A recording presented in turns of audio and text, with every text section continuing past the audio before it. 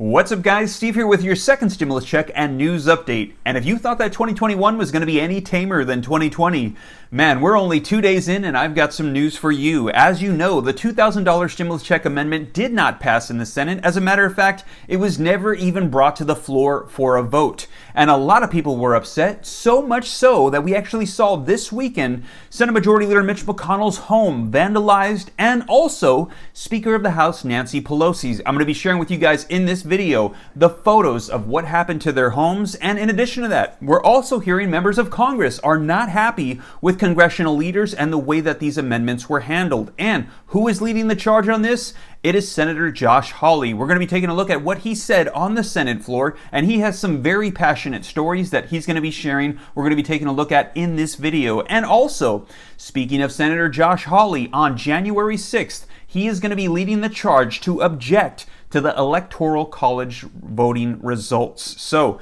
he's going to be leading the Republicans. We're going to be taking a look at that. And also after the 6th, the new Congress will be in office. And it is then that we potentially could see brought up once again the amendment to change $600 stimulus checks into $2,000 stimulus checks. So you guys, I'm going to get you caught up on the latest as of today, this morning, January the 2nd. But before we dive in, if you could do me a quick favor, it'll just take a second. If you like and appreciate these video updates, be sure to smash the like button. It helps out the channel. Like button, dropping comments, and sharing these videos out to anybody who you think might need to see them. It helps out my channel. Thank you so much. And also, if you're not already a part of the viewing community and you would like to stay up to date on everything that's going on right now, be sure to smash the subscribe button. Why not? Everybody's doing it. And turn on that notification bell so that way as soon as I upload videos, you can be notified right away. And if you don't already, be sure to follow me on Instagram as well at SteveRam3. But now let's go ahead and dive into the latest that's unfolding today regarding stimulus checks and the latest news. All right, guys, so let's go ahead and dive right in. Link in the description below to this article that just came out if you'd like to read it for yourself. And it says,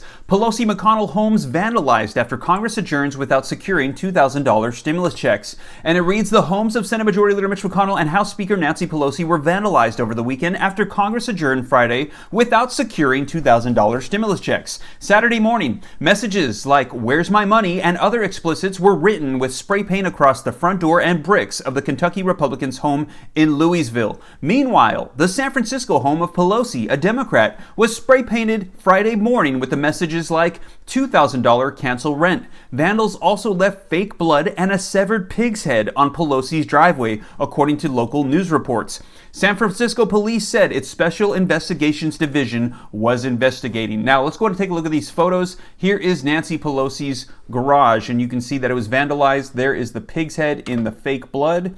You can also see here is Senate Majority Leader Mitch McConnell's front door and his home. You can see spray painted the door, the bricks. There they have blurred out some words. And you can see the vandalism that took place. Well, there you have it. Let me know your thoughts in the comments down below. I know that I, for one, was very unhappy and displeased with the way congressional leaders handled things and felt like they sort of lost focus of really helping people in the middle of this pandemic. However, I personally feel like causing harm to others or their property is never the solution. That's not going to help anybody, and I feel like we really need to figure out how we can heal and help and move forward, and this just simply causes harm and destruction. So that's just my personal opinion. Let me know your thoughts in the comments down below. Now, we also have heard other members of Congress voice their displeasure with the way things have unfolded. Take a look at this. Link in the description below to this article if you'd like to check it out for yourself. It says, Lindsey Graham slammed Mitch McConnell for delaying $2,000 stimulus payments. Going from $600 to $2,000 doesn't make you a socialist. And it says, Senator Lindsey Graham on Friday urged the Republican-led Senate to avoid delaying passing a bill that includes $2,000 direct checks to Americans, a move that has been shut down by the top leaders in the upper chamber. In a Thursday floor session, Senate Majority Leader Mitch McConnell said increasing stimulus checks from $600 to $2,000 would be socialism for the rich. Borrowing from our grandkids to do socialism for the rich is a terrible way to get help to families who actually need it, he said. McConnell's characterization struck Graham, who pushed back against it with tweets on Friday. He said, with all due respect to my Republican colleagues, a $2,000 direct payment for individuals and families who are struggling is not socialism. In my view, it is necessary in the times in which we live. In addition to Lindsey Graham, we also heard from Senator Josh Hawley, who spoke on the Senate floor on behalf of passing this amendment. And he had some very passionate stories and words to share. Let's go ahead and take a look. And then after, we're going to be looking at some other items that are currently coming out right now from Senator Josh Hawley. Missouri. Mr. President, reserving the right to object, I want to say that I can't for the life of me figure out why it is so difficult to get a vote on the bills that Senator Sanders has just referenced when, by my count, the President of the United States, the Speaker of the House, a large majority of the House of Representatives, and I think a supermajority of this body are all in favor of $2,000 COVID relief payments to working Americans. Now, we've had some back and forth on the floor today about how we got to the level of $2,000. We all know how we got to that level. The President of the United States said that's the level he supported. The number originates with him. This is the number that he has asked for, and the House adopted it. And a majority of senators have said already publicly that they support it. And yet we can't seem to even get a vote on it. We can't even seem to have debate on it. I mean, with all due respect, this doesn't seem to me to be a Republicans versus Democrats issue. This seems to be the Senate versus the United States of America. And I just don't understand it. And I'm willing to bet that the American people don't understand it either. I mean, here we are in the throes of the worst pandemic in a century that working people have borne the brunt of. And all that we're asking is that those working people be first in line for relief and that they be given meaningful relief that is only approximately commensurate with the hardships that they and their families have borne. Now, I hear a lot of talk about how we can't afford it. I do notice, however, that we seem to be able to afford all kinds of other stuff. We can afford to send lots of money to other governments. We can afford to send all kinds of tax breaks and bailouts to big corporations. We can afford to spend enormous sums of money on pork, hundreds of billions of dollars in that last bill on pork, hundreds of billions. But we can't seem to find the money for relief for working people that the President and the House and the Senate all support, and yet we can't seem to get onto the floor. Let me just share 3 stories that I've heard just this week alone, from my home state, from Missouri. Danielle from St. Louis County, she called my office. She said her utilities are about to be shut off. She's desperate for help. She said a $2,000 payment would go a long way to help keep the lights on and her house warm. I heard from a mother in southeast Missouri, that's the boot heel of my state. She wrote that her son had lost pay because of his company cutting back hours because of COVID, and that he had himself contracted the virus, and so he'd had to be home, and he was missing work, missing shifts. His family can't make it paycheck to paycheck. His husband, her daughter-in-law, is donating plasma in order to help earn some extra grocery money. Donating plasma in order to get some money to pay for groceries to feed their family. Richard from St. Louis wrote to me that any extra help that he could get would go directly to paying his rent and his utilities. He had a job that he lost in the retail sector, and he's desperately struggling. I'll just say, Mr. President, these are not people who are ne'er-do-wells. These are working people.